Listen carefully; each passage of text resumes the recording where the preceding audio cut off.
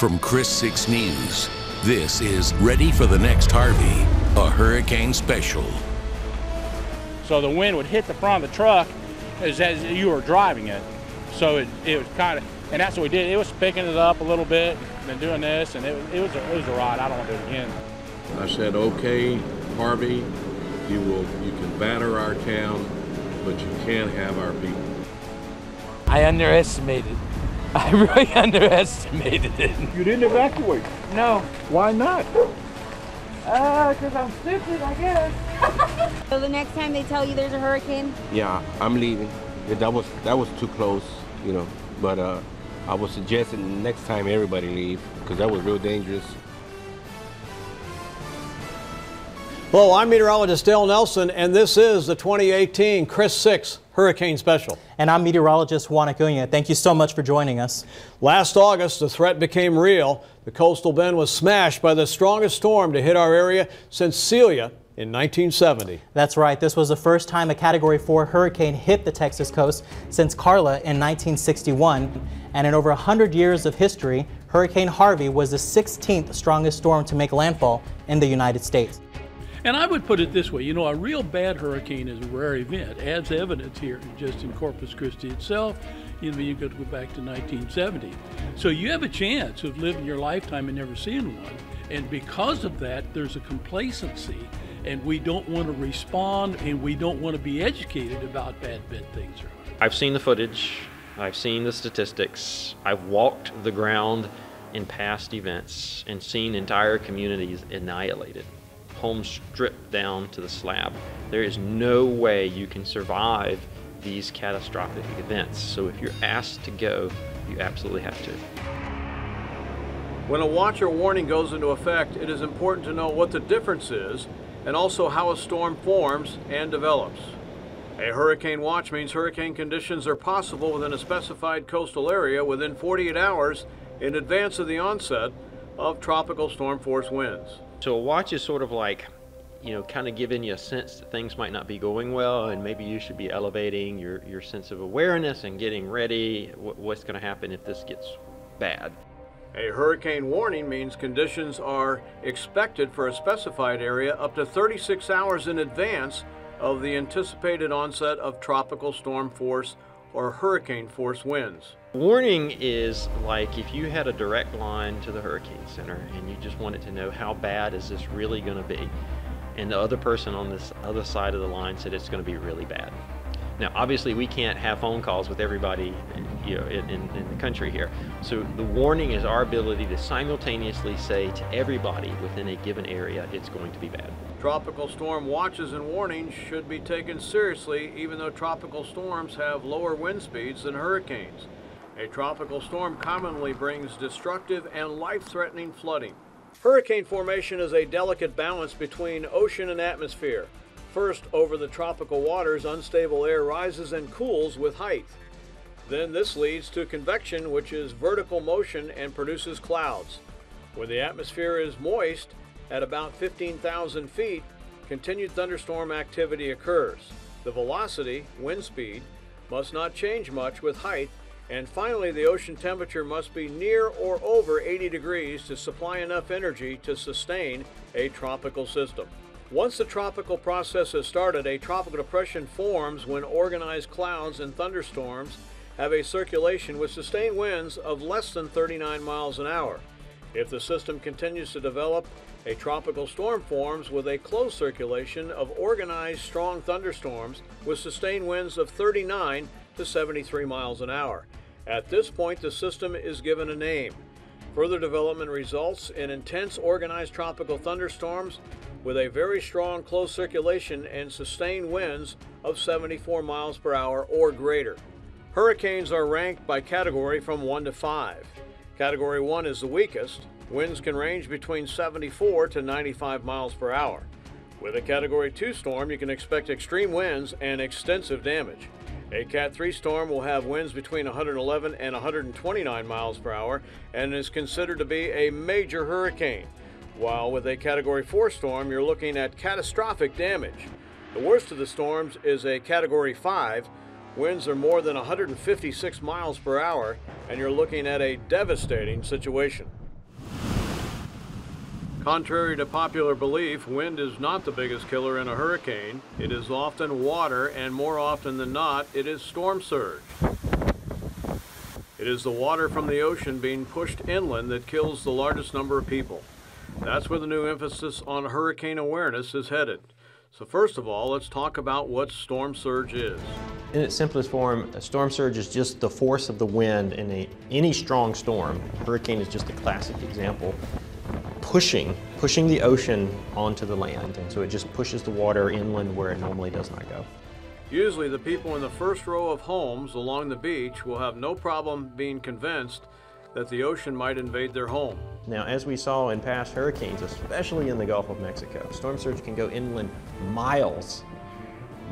So all those people who aren't the first row of homes, those are the people we're after in terms of training and teaching them this threat. So now that we know that storm surge is a big problem, how do we prepare for it? Is to just simply look if you're in an evacuation zone. In this nation, hurricane evacuation zones are based off the storm surge threat. So if you are in a hurricane evacuation zone, that means you are vulnerable to storm surge and you need to pay attention. Storm surge graphics are now being used to help people understand how bad the storm surge is going to be in terms of how high the water is going to get at any given coastal location. We heard from people in no uncertain terms that we were speaking in phrases and words and scientific jargon that no one understood. And they basically said, knock off the geek speak and tell me how far up my leg will the water rise? Or better, if it's a really bad storm, how far over my head will it be? And so this graphic accomplishes that. It tells you how deep the water could be and how far inland the water could go. Even though it rarely happens in any given storm, you must prepare for the worst case scenario. But you have to understand how violent storm surge is. If that scenario unfolds and you don't take action, you may not live to complain to people like me that the graphic didn't do what you hoped it did. Before there's a hurricane threat, you need to know if you live in a hurricane evacuation zone or not. Now is the time to decide where you would go and how you could get there if mandatory evacuation orders are issued. The city of Corpus Christi is divided into 5 zones. Those zones you live in determines which evacuation route you'll take. Let's start with Zone A. That includes Padre Island residents. People who live in this zone would take SPID to I-37 out of the danger zone. Zone B includes Flower Bluff and the majority of the north side of Corpus Christi. Residents of this zone would also take Interstate 37 out of town. Zone C includes the south side of Corpus Christi, downtown, and northwest Corpus Christi. Residents of the south side would take the South Staples, which becomes FM 2444, to Highway 286 south. From there, you take FM 70 west to Bishop. You can also take Weber, which becomes FM 43, out to Driscoll. Residents of downtown and the north side of the city would simply take Interstate 37 out of town. Residents of central Corpus Christi and some parts of the south side, Zone D, take SPID to Interstate 37 or Weber Road to Highway 43 towards Driscoll. Zone E residents, which includes people who live in the west and northwest side of Corpus Christi, will take Ayers to FM 43 towards Driscoll. You can also take Agnes or State Highway 44 west towards Robstown. If you evacuate the area, plan to leave early and prepare for a longer than expected drive time. Take along food, water, medications, and plenty of gas. Once you've evacuated, wait for the all clear from city emergency officials before attempting to return to your home. Coming up, we'll tell you what things you need to buy and what you need to do around your home before a storm strikes. We'll be right back. From KRIS 6 News, this is Ready for the Next Harvey, a hurricane special. Whether you're planning on staying or leaving for a tropical storm or a hurricane, preparation and planning are vital. There are certain items that you simply cannot live without. The first stop should be the food aisle. Make sure that you have at least enough food to last for 7 days. Make sure that those foods are canned goods and non-perishable items. Water is a must-have before, during, and after the storm. It is recommended that you have 1 gallon per day per person in your household. And don't forget about your pets. They need an ample supply of water, pet food, and other pet care items. You need to make sure that you have a manual can opener. It's also recommended that you have a first aid kit as well. Make sure you have all prescription medications before the storm arrives, and also any personal hygiene products as well. Make sure you have the products for the elderly and also for babies. And don't forget about fresh batteries, a flashlight, and a weather radio.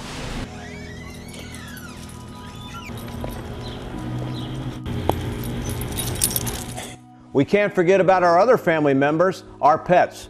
My dog Griffin here is very important to me and my family, and there are plenty of steps you and I can take to get our pets through a storm. First, we want to evacuate with our animals. When evacuating your pets, make sure you have a carrier for each animal. If your pet is not used to traveling in a carrier, do some trial runs. Label each carrier with your contact information and the name of the pet inside. Be sure to look for pet-friendly lodging since many hotels do not allow animals. Create a pet evacuation kit so that everything they need is packed and ready to go in the event evacuation orders are issued. Make sure your pet is up to date on all vaccinations. You'll likely be able to keep your animals with you, but in the event that they must be boarded at a shelter, your animal must be current on all vaccinations. Have your pet microchipped. A tiny microchip is injected under the animal's skin where it remains for the rest of your pet's life. In case you or your pet get separated, to be reunited with your pet, you must have current ID on your pet. Create an identification file for each pet.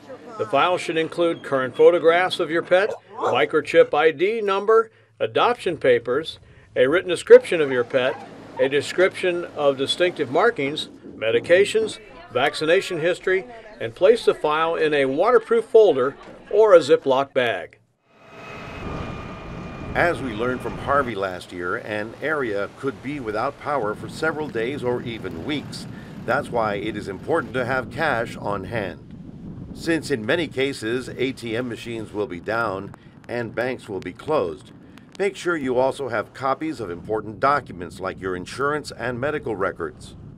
You'll need your bank account and credit card numbers and your Social Security card. If you own a boat, you are responsible for finding a safe location on land for your boat. Don't wait until the storm is just hours away.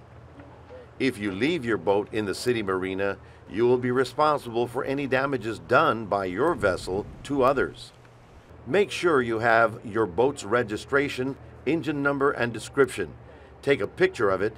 You may need it for insurance purposes. Coming up, we'll talk about how to prepare your home for a hurricane or a tropical storm. From KRIS 6 News, this is Ready for the Next Harvey, a hurricane special. Now is the time to make sure your home is ready for hurricane season. Here's Juan with some steps you can take now.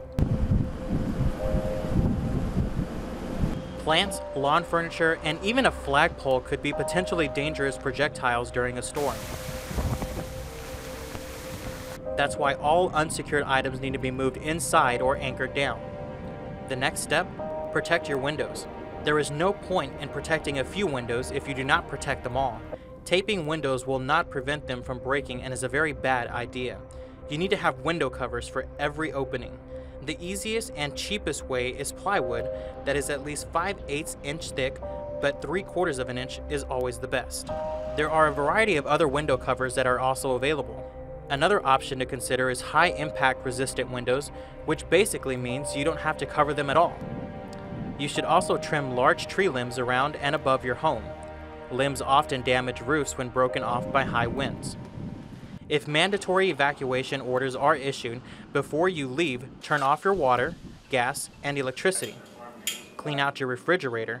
If the power goes out, perishables like milk and meat will spoil before you return home. It is also a good idea to take pictures of your valuables now, especially anything you want insurance to replace if it is damaged in the storm. And to protect smaller valuables, put them in plastic watertight bags. Same goes with anything irreplaceable like photographs and birth certificates. If you choose to stay, make sure you have plenty of fresh water for drinking and flushing. Fill your bathtub and any pots and pans with water. Also, turn your refrigerator to the coldest setting. This is going to help keep your food a little fresher longer should the power go out. If you do not evacuate, here are some things you need to keep in mind. If a hurricane ends up hitting your area, stay away from all of your home's windows and doors. Stay in a secure area like a closet or bathroom that is located in the center of your home on the lowest floor. You could also close all the bedroom doors and stay in the hallway. Cover your heads with a mattress to block any debris during the storm. Keep in mind that insurance coverage cannot be purchased once a storm enters the Gulf of Mexico. The bottom line, it's good to review your insurance coverage with your agent well before a storm threatens the coastal bend. There is more hurricane information coming up after the break. From KRIS 6 News, this is Ready for the Next Harvey, a hurricane special. Once a storm moves inland, it begins to weaken. Depending on the size and intensity of this tropical system at landfall will determine how much damage has been done. Once the storm is over, there are several important things you need to do. Meteorologist Tom Harris has details. After the storm has passed, this is what you need to do. Wait until an area is declared safe before re-entering. Watch KRIS 6 or check out our website, KRISTV.com, and KRIS 6 social media pages, or listen to NOAA Weather Radio. Watch for flooded roads, and if you encounter one, make sure you turn around and don't drown. Stay on firm ground as standing water may be electrically charged from power lines, and watch for poisonous snakes. Once you're home, check all of your appliances for damage along with gas, water, and electrical lines. Never use candles or other open flames indoors. Instead, use a flashlight to inspect for damage. Make sure officials say it's safe to use tap water before drinking or preparing food. If you have a generator, make sure you follow the standard electrical code and follow the owner's manual from the manufacturer to avoid carbon monoxide poisoning and other hazards. Every year, people want to know what the upcoming hurricane season looks like, even though the information is not very helpful because it doesn't say where or when a storm will hit before it actually forms. So here's a look at the 2018 seasonal hurricane forecast for the Atlantic Basin, which consists of the Gulf of Mexico, the Caribbean Sea, and the Atlantic Ocean. It is expected to be slightly above average. The 2018 hurricane forecast is for 14 named storms, of which 7 will become hurricanes, and 3 of those storms are expected to be major hurricanes, which are Category 3 or higher. Because of all this uncertainty, you have to get prepared each year as though we are going to get hit. There'll be some times when we can go 5, maybe 10 years without anything happening, and other periods where we may be affected several years in a row. After the break, we'll recap why it's so important to be prepared and have a plan. From KRIS 6 News, this is Ready for the Next Harvey, a hurricane special. You know, have a plan, be prepared, do it before the season starts, and that way you won't get caught in the middle.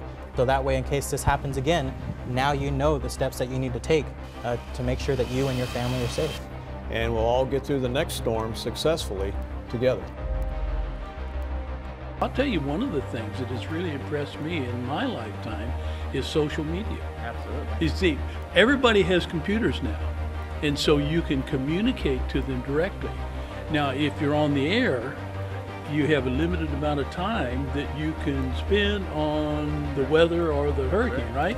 But in social media, hey, I can pull it up and read this information and look at it.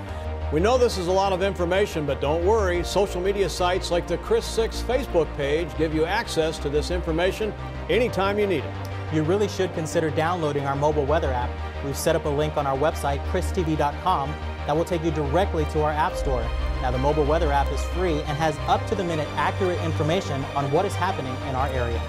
For those folks who have Roku, Amazon, Apple TV, and Chromecast, make sure you download the KRIS 6 News app. This hurricane special is available on demand. Thank you for watching.